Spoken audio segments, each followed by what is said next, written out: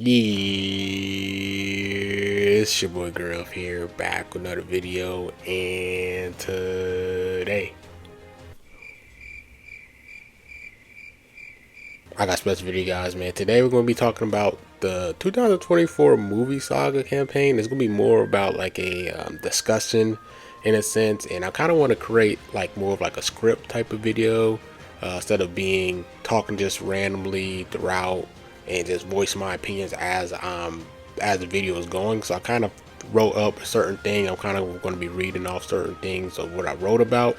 So if you guys do enjoy these type of videos, or if you guys like this type of style of video, let me know, and I'll probably try to do these more type of scripted type of videos in a sense. But without further ado, let's get straight into it. As the campaign is coming to an end based off the end dates for most of these events related to the 2024 movie saga campaign, it looks like it's going to end around October 9th. And basically they're going to be preparing for other content of the game, like especially with the release of Dragon Ball Diamond content. Usually I think it's probably going to be coming around October 11th, because I believe that's when like Sparking Zero, and that's when the anime is coming out. So around that October 11th, you're probably going to see some Dragon Ball Diamond content on Dragon Ball Legends. And then also we have the Legends Festival that's preparing, usually comes around late November. And let's talk about this campaign a little bit more. This campaign ran around 2 months, focusing on the Dragon Ball Z movie specifically. And to me, I felt like it was a really smart move by the devs, because the reason for that is they had so many characters to choose from. This was the perfect time for them to really represent characters that doesn't really have a lot of noise throughout the Dragon Ball franchise. We have so many characters, so many dope characters. This was the perfect time for them to maybe show some representation of other characters that people don't really know of, and to bring the light for the Dragon Ball franchise. So I really feel like this was like a great opportunity to do so. To me though, I felt disappointed with the campaign, because this period is after the 6th anniversary, or just basically the anniversary in general. And usually around this time is usually dry. It's a usually dry period around the game. A lot of people are not really playing the game as much. Maybe they're just focused on other stuff because all the hype of the anniversary died down, and we kind of need like a resting period before we can get hyped all back up again. So in my opinion, usually around this type of dry periods, this is a great time to shake the meta. Usually adding in new characters that can compete with the anniversary characters, and with the release of all the new movie characters that we've gotten throughout this 2024 movie saga campaign, none of them really changed the meta, in my opinion. And what I mean by that is, if you didn't summon at all throughout this campaign, you would just be fine. As long as you summon on the anniversary and you got your powerful units from your powerful team from the anniversary, you don't really need to worry about much at all. You could just be perfectly fine and still be in the top ranks, facing no new teams. And just to clarify, I'm not saying to power creep the anniversary characters. No. I'm just saying that they should be in the higher realm of the top 10s, or even forming a competitive team that can be on par with the teams that we're seeing now. That's all I'm basically just trying to say in terms of the top ranks, because all I see is still the same teams as before the campaign started. Nothing really changed. So I just want to list out a few issues I had with the campaign as a whole, by being as reasonable as possible, and I hope you guys see where I'm coming from. But always feel free to voice your own opinions down below as well after watching the video. And without further ado, let's get straight into issue number 1.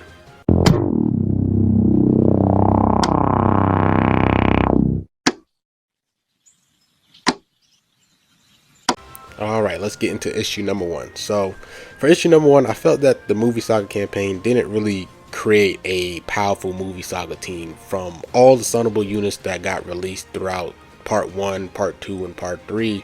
But instead we're kind of seeing the units being ran on other powerful tags. It could be Saiyans, it could be Regen, it could be Sun Fam, just any other team besides movie saga.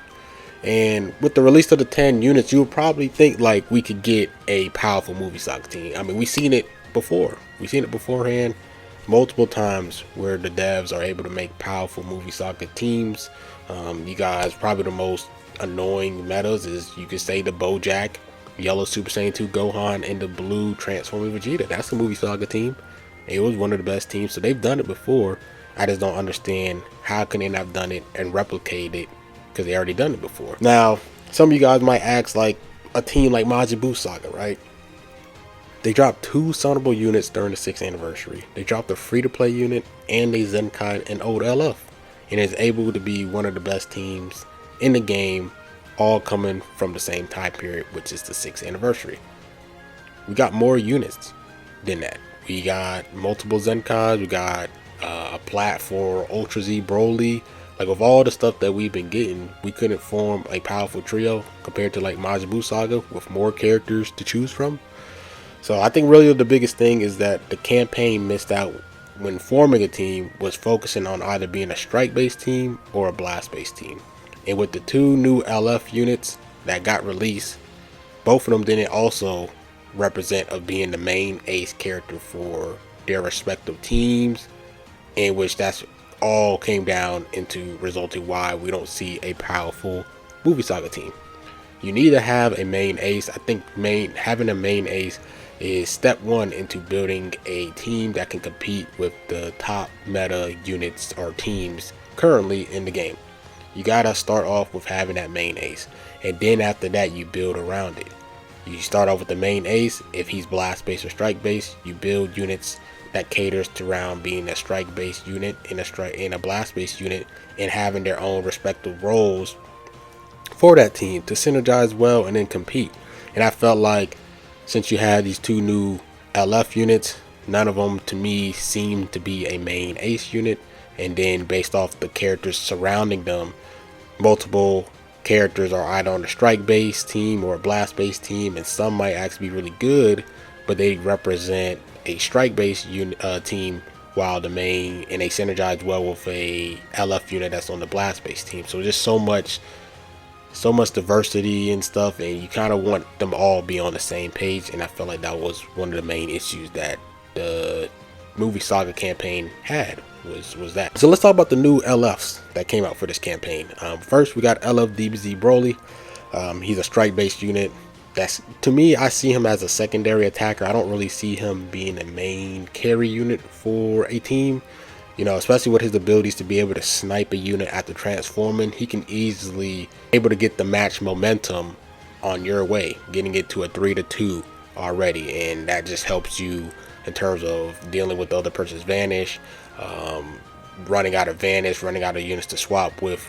Just a great unit that can definitely swing the momentum on your end if you're able to use his sniping twice throughout the match. Then after that, we got One Hand Spirit Bomb Goku. He's more of a blast based unit, and to me, I kind of see him more as a glue unit in terms of providing nice disruptions and great damage when he loses allies. And basically what I'm trying to get at is DBZ Broly and One Handed Spirit around Goku. One is strike based, one is blast based. They want to be ran on different versions of movies. You have a strike based movies team, you have a blast based movies, and both of them wants to be ran on different versions of movies. That's not how you're supposed to build that. You're supposed to have them all be strike based or blast based, and then that's how you can start creating a really powerful team. Even with part 2, we kind of seen it with Goku Piccolo, and we seen it with the Garlic Jr., where Goku Piccolo is a really powerful unit, but they're on the blast based side. We also have Garlic Jr., which is a really nice defensive unit, but if you look at his stats and based off what he does in his kit, you can see he wants to be more on the strike based side. Issues with dropping units at the same time, or that's supposed to build a strong team, not being on blast base completely or strike base completely. We're having multiple.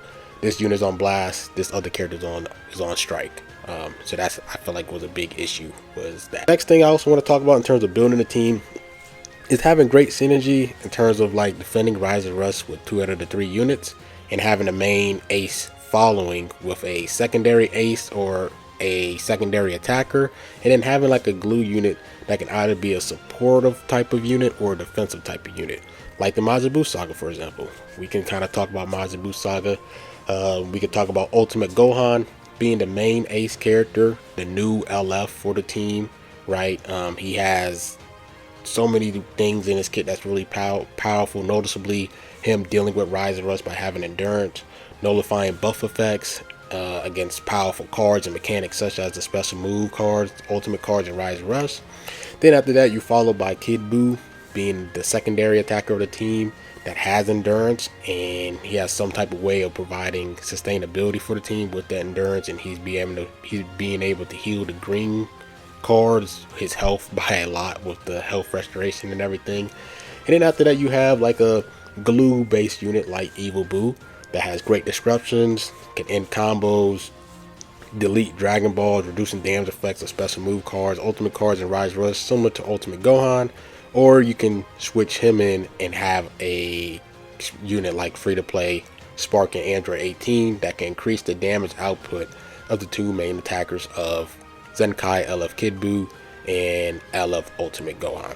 I felt like this campaign failed to incorporate the units, especially with the LF Goku and Broly being the new headlining units for the campaign. And I feel like the fact that they both wasn't on a specific version of Majin Buu Saga, like the strike base or blast base, and then building a synergy around them to have a glue unit, a secondary attacker, and a main ace. It didn't all come together, which is why we don't really see a powerful movie Saga team. This is my main problem with issue 1, and hopefully you guys kind of understand about like the team building and really having to build a main ace to start with, and then start building in the secondary attacker and the disrupt. I felt like with this movie Saga campaign, all that there was missing was really a main ace character. So like dropping an ultra character or a new LF, new ultra character would have been the last missing piece, and then all aligning them with either strike based or blast based. So like having the Goku maybe be the glue, being strike based, and then Broly being the secondary attacker, and then you have the main ace character being a strike based unit, and then you basically have ways of them having to deal with Rising Rush and synergy and stuff like that, and that could have been a really powerful team. But other than that, let's hop into issue number 2.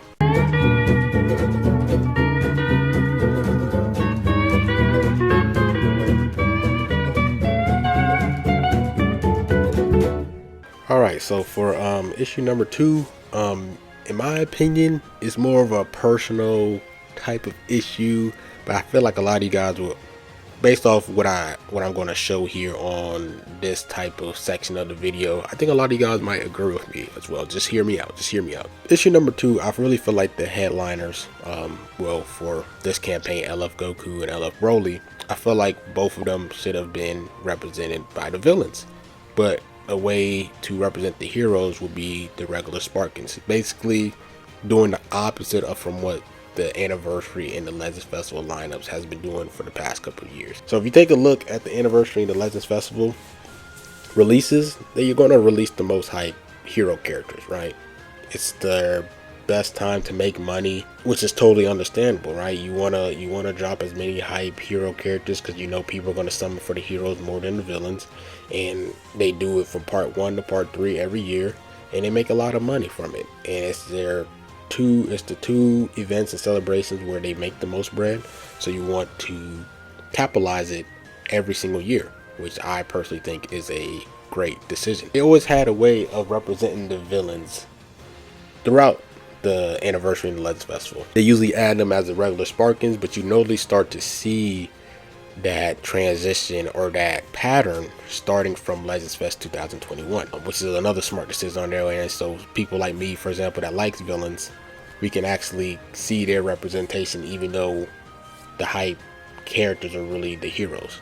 If you actually take a look, starting from Legends Fest 2021, where they're starting with the tag Goku Vegeta, they have the 1% Spark and Broly. You have the Sword of Hope Trunks, then you have the Goku Black Zamasu Assist, right? We kind of see this similar pattern starting from Legends 2021 all the way till now, but we do have some exceptions. Basically what I'm trying to say is I felt like the beginning of the campaign, it was kind of following that formula that I was kind of expecting, like I mentioned beginning of this topic or this issue, where they started off with the LF Broly and then the Spark and Videl. But then after that, they did the Goku Piccolo and Garlic Jr. I didn't really mind it since they're both with regular Sparkings, but they show Garlic Jr. as being the villain for that part 2. So they showed Garlic Jr. as part 2, and the fact that there was both regular Sparkins, I'm not going to be too picky about that situation.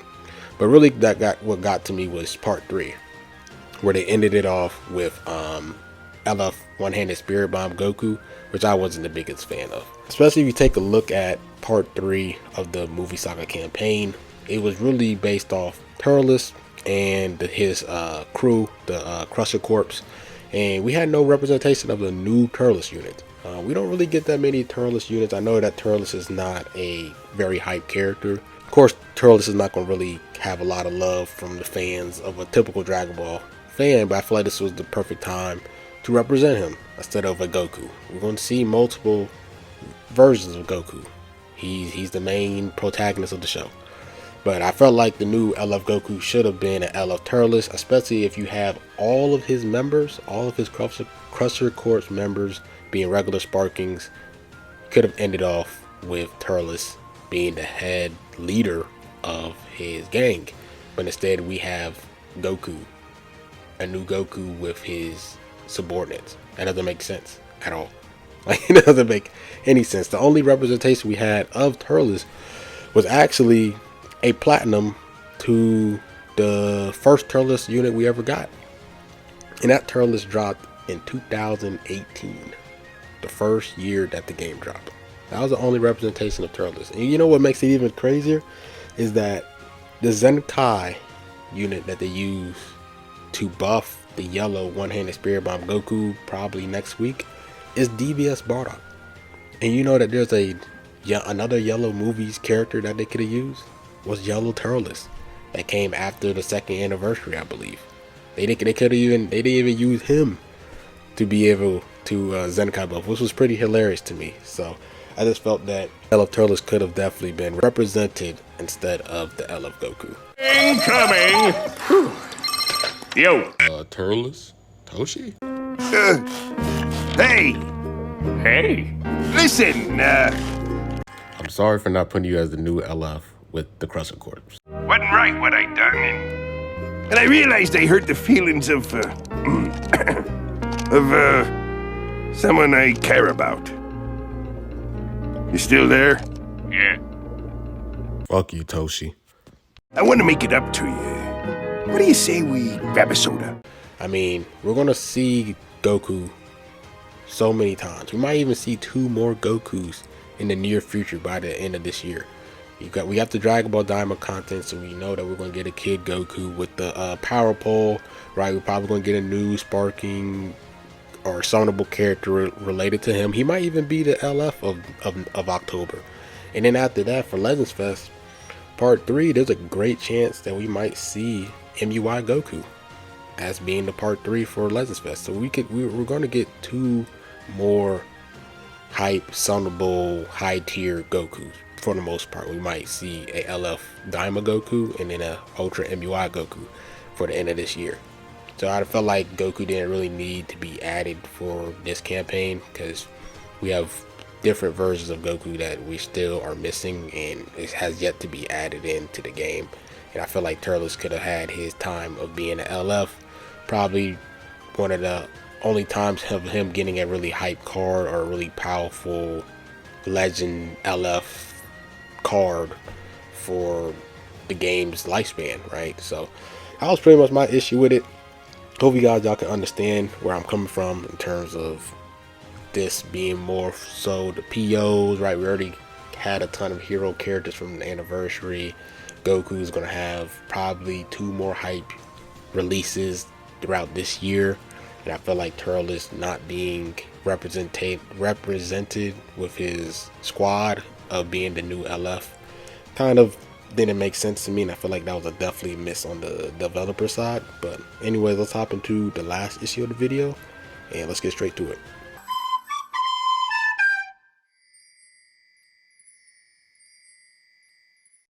Alright, so for issue number 3, basically my last issue for this video is the impact of the hard counter unit against the Anniversary Ultra. And this is basically going to be regarding more towards the LF Goku, like just how they designed them. It's really just the kit itself. It's not even about the fact that it's Goku. Even if this was LF Turles, I would have been pretty disappointed in how they designed this hard counter unit to deal with the Anniversary Ultra. And let me explain. Basically with Dragon Ball Legends, like, there's really a pattern. They have patterns of multiple things. That's why, like, us content creators like Garesh, Ryuden, whoever you really subscribe to, Varbara, Virgil, Dugo, whoever's Akashi, ZVG, even me, there's a lot of times where when we predict things, we're probably like 90% right in terms of what's coming for the game, what you guys should do, how you guys should prepare and all that stuff, because there's usually a pattern with the Dragon Ball Legends game. And I want to explain one of the patterns that happened ever since they introduced Sonable Ultra. Ever since they introduced Sonable Ultras, specifically when they started to do it for part 3, being like the part 3 is the Ultra unit for the Anniversary, they usually drop a unit to hard counter that powerful Ultra in a few months, right? That Ultra character drops. He's the best unit in the game, arguably, and they're just destroying the game and going crazy, and they're untouchable, and people is going to be eventually get sick and tired of that unit, and they want something to dethrone it, right?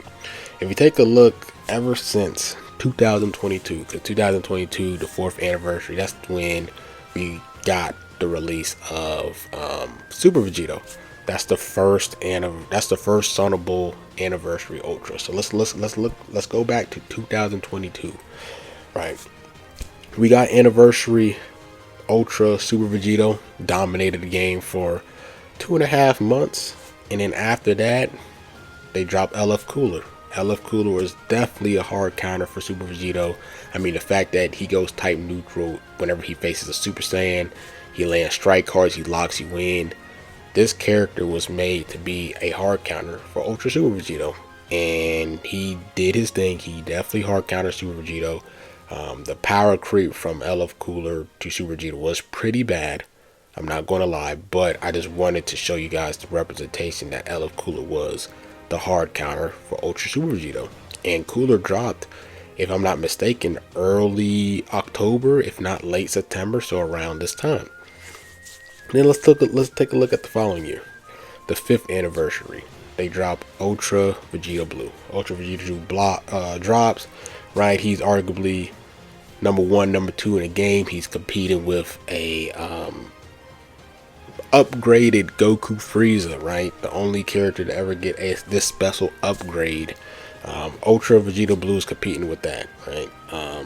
Now they kind of dropped another blue unit. They had like Super 17 before that did some, like, extra damage to fusion characters, and then you had like Dynamic Goku.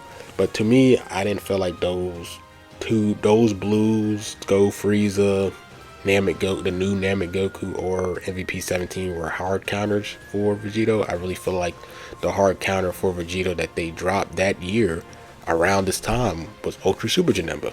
I mean, I feel like he definitely was the unit that they specifically designed to deal with Ultra Vegito Blue, and I just felt like that's what he did, like, just based off his kit and everything that his kit was intended for. It was really to dethrone Ultra Vegito Blue, and basically that's what he did. I mean, he did his thing. He was definitely the character that really kept Ultra Vegito Blue in check. Now I'm saying like Go Frieza or Dynamic Goku or MVP 17 didn't, but I felt like he was the intended hard counter for that Ultra Vegito Blue. Now for this year, we're expecting the same thing. We've seen it for the past 2 years, right? Ultra Super Vegito with LF Cooler, Ultra Vegito Blue with Ultra Super Janemba. So now we have Ultra Gogeta 4, right? Making love for GT. GT ain't getting no love at all for a very long time, and Gogeta 4 and GT is going crazy, right? So now we're like, all right, I hate this unit. We're expecting that hard counter again around September, October. We're going to get a character that's going to be intended to hard counter Ultra Gogeta 4, a really powerful yellow character. And to me, I felt like that hard counter was Yellow Goku. There's even the fact that if you take a look at his kit, there's things that he specifically targets Ultra Gogeta 4, which is his unique gauge, where whenever his unique gauge pops, I believe that Goku takes away like cards, 100% of his ki. There's so many things that he does whenever that gauge gets popped when he's on the field. Not on the field, but if he's being used as a battle character against Ultra Gogeta 4. Now, don't get me wrong. I'm not saying that the Goku is terrible. I'm not saying people are thinking like I'm saying this Goku sucks. No, the Goku does not suck, but not amazing, right? To take down the best unit in the game, you have to be on par, if not better. To me, this Goku, I don't feel like he is in the same level as Ultra Gogeta 4, and I feel like a lot of you guys probably feel the same way. And we could tell, like, if this Goku was really that dominant, people would be gassing about how strong this Goku is and how he's able to deal with Gogeta 4, and we will see people that likes Gogeta 4 complain about how this Goku is so annoying to deal with. But I'm not really seeing that. I'm not seeing that in the community. I'm not seeing it during YouTube comments of other people's vids, other content creators' videos. And unfortunately, like I'm trying to explain to you guys, this is a gacha game, right? Power creep is bound to happen, and that's how the game progresses forward. Unfortunately, it is a predatory practice of doing that way of power creeping the game and not balancing the game, but instead of power creeping it. But that's what gacha games do. And we are still players playing this game, despite knowing the fact that the developers have been doing this for 6 years already. We know this predatory practice, so whenever it happens, it shouldn't really make people get mad, because we've seen it time and time again for the past 6 years of this game, and we know how the game works and functions, yet we still play it. So we know that power creep is bound to happen. But anyway, let's get back to the LF Goku. And for my point earlier, when I said how I've seen Goku wasn't really being seen as a main ace, I kind of see him more as a glue type of character.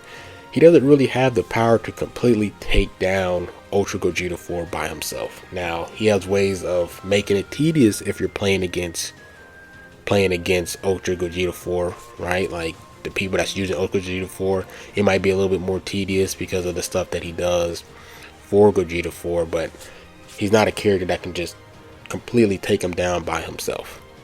If you take a look at LF Cooler or Ultra Janemba, for example, they both had really good teams, which was an issue that I had with the movie Saga campaign, not really forming a strong team around the hard counter unit, and then the fact that there were ace characters being able to take down another ace ultra character by themselves. You have to fight fire with fire, is basically what I'm trying to say. And the method, I believe that method is the only way to come down to hard countering the best units in the game. You can't have a glue based character or a secondary attacker type of role character to completely shut down the main ace character and the best character in the game. I feel like you gotta have another main ace character to take down another main ace character if you want to create a hard counter to stop the already #1 character in the game. Having it go type advantage and being the main ace is really the only way that we can deal with that. We've seen it with LF Cooler, and we've seen it with Ultra Janemba. So I don't understand why they didn't follow that same practice with this LF Goku, and how they built the person's kit, this kit, to be more of a glue based type of character instead of a main ace character. But it didn't work. And the fact that the best two characters in the games are purple, LF Ultimate Gohan and Ultra Gogeta 4, people are saying that they're the best two, and I agree with that. I think they are the best two characters. And the fact that we're not really seeing a lot of powerful red characters. I mean, we do have LF Broly, we have LF Super 17 around.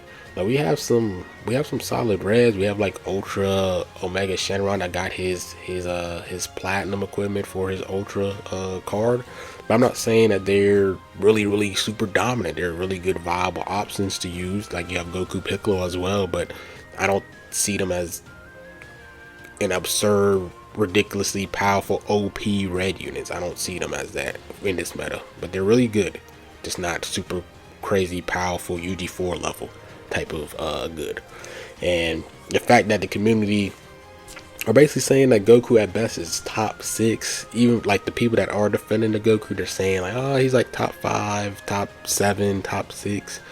I still feel like that's underwhelming, especially if he's the main hard counter against the best character in the game currently. He shouldn't be just top 6. He should be in discussions of being the best character in the game, because you're hard countering the best unit currently.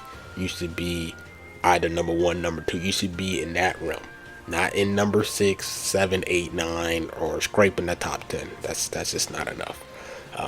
So that's pretty much it with my main 3 issues of the campaign.